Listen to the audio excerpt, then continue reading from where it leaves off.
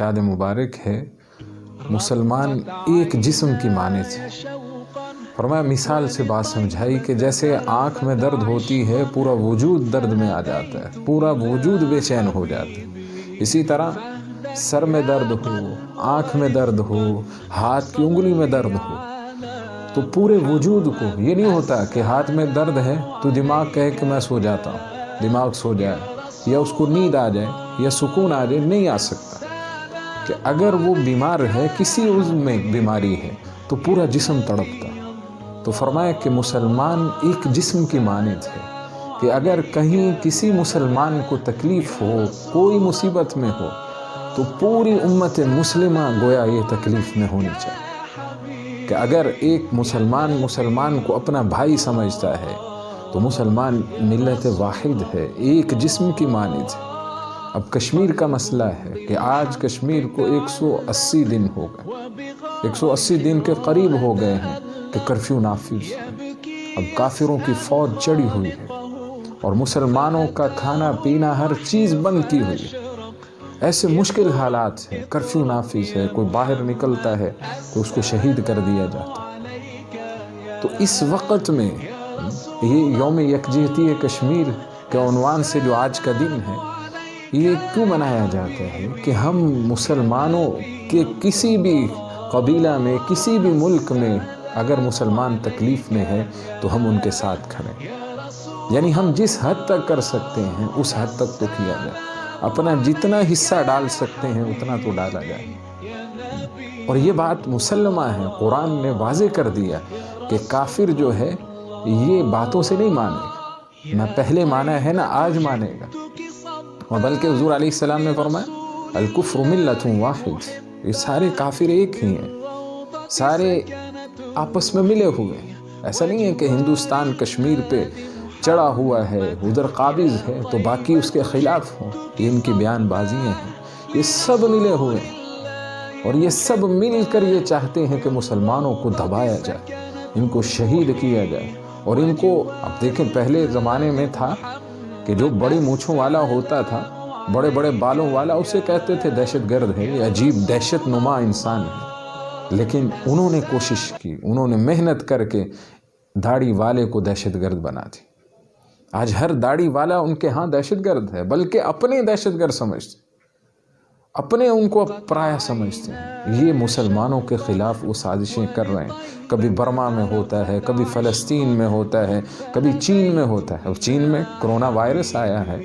اب وائرس سے پہلے کی اگر دیکھا جائے، یہ اللہ کا عذاب ہے کہ پہلے مسلمانوں کے ساتھ پوری دنیا میں ایسا سلوک نہیں ہو رہا جیسا چائنا میں شروع ہو گیا، کہ مسلمانوں کی بچیوں کو گھروں سے نکال کر ان کی آبرو ریزی کی جا رہی تھی۔ نقاب میں کوئی عورت نظر آتی اس کا نقاب اتار دیا گیا۔ اللہ نے ایسا عذاب نازل کیا کہ سب نقاب میں آ گئے، مرد عورت دونوں کو نقاب میں کر کے رکھ دیا۔ تو یہ ایک ہی واحد حل ہے اس سارے معاملے کا۔ اگر ہم اور ہماری حکومت کہ انہیں ہوش کے ناخن لینے چاہیے، بیان بازیوں سے کبھی نہیں کشمیر آزاد ہو سکتا، نہ پہلے ہوا، نہ آج ہوگا، نہ آئندہ ہوگا۔ بڑی تقریریں ہوئیں، کیا ہوا اس سے؟ کیا ہندوستان نے اپنی فوجیں واپس بلا لی؟ کیا اس پر جو وہ مسلمانوں پر مظالم تھے وہ انہوں نے بس کر دیے؟ بلکہ انہوں نے اپنے ملک میں شروع کر دی، بلکہ ہندوستان میں اس مظالم شروع ہو گئے، مسلمانوں کو کاٹا جا رہا ہے اور خون ان کا بے قیمت ہو گیا۔ کافروں کا کتا مر جائے اس پہ واویلا ہوتا ہے، اور مسلمان کی جان جا رہی، مسلمان ذبح ہو رہے ہیں، ان کی کوئی پرسان حال نہیں، کوئی پوچھنے والا نہیں۔ تو ایک ہی حل بتایا ہے، ایک ہی حل ہے کہ ان کے خلاف کھڑا ہونا پڑے، کہ جب مسلمان فوج مجاہد جہاد کے جذبے سے سرشار ہو کر آگے جائیں گے تو یہ پھر فتح حاصل کریں گے۔ یہ سب پیچھے ہٹیں گے۔ جب تک ہم پیچھے رہیں گے، ڈرتے رہیں گے، یہ ہمیں ڈراتے رہیں گے۔ جب ہم شیر کی طرح دھاڑیں گے، پہلے یہی تھا، کسی دور میں اتنے مسلمان نہیں رہے جتنے آج ہیں تعداد میں، پہلے اتنے نہیں تھے، لیکن ایمانی غیرت تھی، ایمانی غیرت انہیں مجبور کرتی تھی کہ وہ اٹھ کھڑے ہوتے تھے۔ محمد بن قاسم کہاں سے آیا ہندوستان؟ ایک عورت کی پکار پر لبیک کہتا ہوا آج ہماری اپنی بیٹیوں کو اٹھا کر غیر کے حوالے کر دیا جاتا ہے۔ عافیہ صدیقی کہیں افغانستان سے یا امریکہ سے نہیں اٹھائی، اپنے ملک سے اٹھائی۔ تو جب تک ہم صدق دل سے اس بات کو تسلیم نہیں کریں گے، اس بات کو اگر ہم چاہتے ہیں، اگر ہمارے بڑے جو ہیں بنے ہوئے ہیں وہ اگر چاہتے ہیں کہ کشمیر واقعتاً کشمیر ایک دن منا لینا، یہ کافی نہیں ہے۔ اصل تو یہ ہے کہ ان کے ساتھ کھڑے ہو جائیں۔